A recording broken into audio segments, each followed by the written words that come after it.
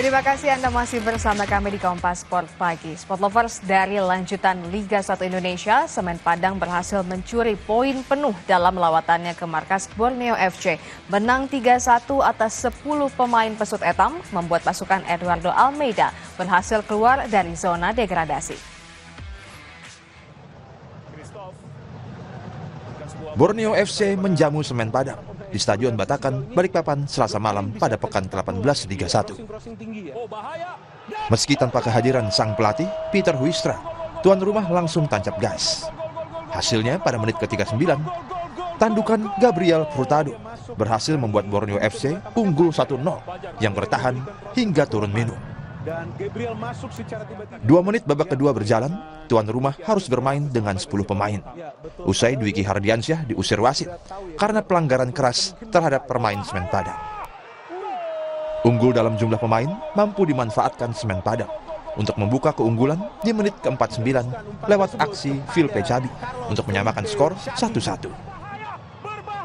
Semen Padang berbalik unggul pada menit ke-73 berkat mantan pemain PSS Sleman Bruno Gomez. 3 menit berselang, Cornelius Stewart berhasil memastikan kemenangan 3-1 Semen Padang atas Borneo FC. Hasil ini membuat Borneo FC turun ke posisi 10, sedangkan Semen Padang naik ke posisi 15 dengan raihan 13 poin dari 18 laga. Semen Padang yang ketiga secara keseluruhan. Mereka yang menang dengan skor 1-3. 1-3 pemirsa, jangan mana kami. Sport Lovers, pemain muda Persebaya Surabaya Tony Firmansyah kini menjadi salah satu andalan di lini tengah bajul ijo musim ini. Pemain 20 tahun ini mulai menjadi pilihan utama pelatih mengganti posisi gelandang asal Portugal Gilson Costa.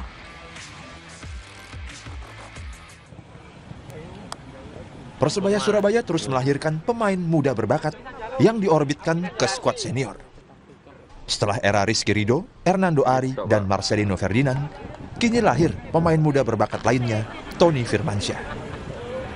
Pemain berusia 20 tahun ini mulai dipercaya pelatih Paul Munster untuk menjadi pilihan utama di 8 laga terakhir Persebaya.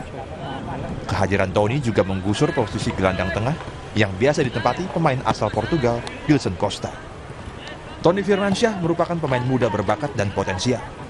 Namun menurut Paul Munster, Tony harus tetap bekerja keras agar bisa terus berkembang. Tony's a good player. I really like him. He's progression since last season when I had him. So step by step now, we had to play the under-22 player. So this is his moment. Tata had his, Alfan had his moment. Tata had his moment. Now it's Tony. But Tony has been. I knew this from Tony. I know Tony's quality. It's how to improve Tony. New with the team, he's been away for a long time, so needs to understand the tactical still some small details, but overall happy with him, but he needs to continue and push, he cannot relax. Sementara itu Tony Firmansyah berasa bersyukur menjadi pilihan utama lini tengah Persebaya Surabaya.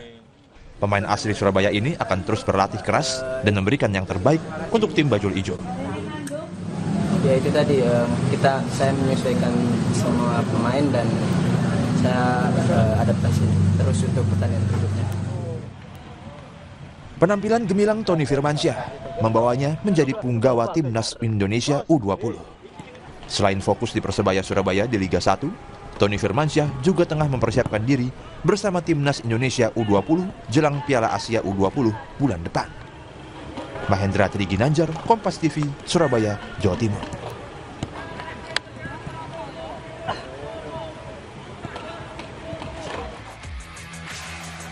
Sementara itu, Madura United mendatangkan 3 pemain asing baru untuk meningkatkan performa yang kini masih tertahan di papan bawah klasemen Liga 1. Mereka diharapkan segera beradaptasi dengan Lulinya dan kawan-kawan.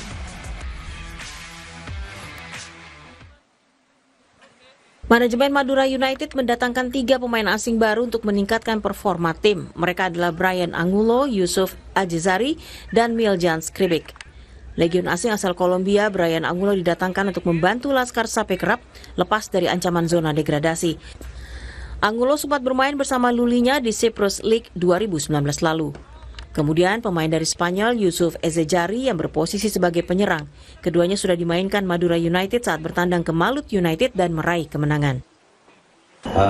Alhamdulillah ya, 3 pemain asing yang baru, 2 diantaranya sudah main kemarin waktu lawan Malut FC. Sekarang tinggal menunggu satu lagi pemain yang sebenarnya sudah datang waktu kita away ke Malut, tapi belum siap untuk kita turunkan. Ya mudah-mudahan pertandingan lawan Barito di tanggal 18 bisa kita turunkan. Karena saya lihat adaptasinya juga berjalan dengan baik. Dia cepat beradaptasi, menjalin chemistry dengan pemain yang lain juga sangat baik. Ya mudah-mudahan bisa segera kita turunkan. Untuk lebih mempertajam lini depan, Madura United juga mendatangkan Miljan Skribic asal Serbia. Bergabungnya 3 legion asing ini menggantikan slot pemain asing yang sudah tidak diperpanjang kontraknya. Mereka adalah Dida, Noriki, dan Christian Rontini. Didin Muhyiddin, Kompas TV, Bangkalan, Jawa Timur. Informasi selanjutnya, Spotovers, Menteri Koordinator Bidang Infrastruktur dan Pembangunan Kewilayahan Agus Harimurti Yudhoyono memastikan Stadion Gelora Delta Sidoarjo telah memenuhi standarisasi FIFA dan sudah dapat digunakan untuk menggelar pertandingan internasional yang sedianya akan berlangsung pada 24 Januari. Senin siang, Menteri Koordinator Bidang Infrastruktur dan Pembangunan Kewilayahan Agus Harimurti Yudhoyono meninjau hasil renovasi Stadion Gelora Delta Sidoarjo yang dilakukan oleh Kementerian PUPR selama setahun mulai tahun 2023. Renovasi menelan biaya sebesar 95 miliar rupiah. Sejumlah perbaikan diantaranya penyediaan kursi atau single seat, memperbanyak pintu masuk maupun keluar stadion, serta sejumlah perbaikan infrastruktur penunjang lainnya telah dilakukan. Ini memang menjadi standarisasi yang dikeluarkan FIFA. Agus Harimurti Yudhoyono juga memastikan stadion ini sudah layak untuk menggelar pertandingan internasional. Sebagai agenda pertama, 24 hingga 30 Januari, Timnas Indonesia U20 akan menggelar pertandingan persahabatan melawan 3 negara, yakni India, Yordania, dan Syria. Justru ini salah satu upaya kami untuk bisa meyakinkan kesiapan dan dinyatakan siap. Benar, sebentar lagi di tanggal 24 Januari ini akan ada turnamen mini Timnas U20. Ini akan melibatkan India, Yordania, dan Syria. Nah, 4 negara bertanding di sini. Ini mungkin juga sebagai uji coba awal. Sejak tahun 2023, Kementerian PUPR melakukan renovasi kepada sejumlah stadion, antara lain Stadion di Kanjuruhan Malang, Suryajaya Lamongan, Gelora Joko Samudro, Gresik, dan Stadion Gelora Madura Ratu Pamelingan, Pamekasan, Madura. Jack Robi, Kompas TV, Sidoarjo, Jawa Timur.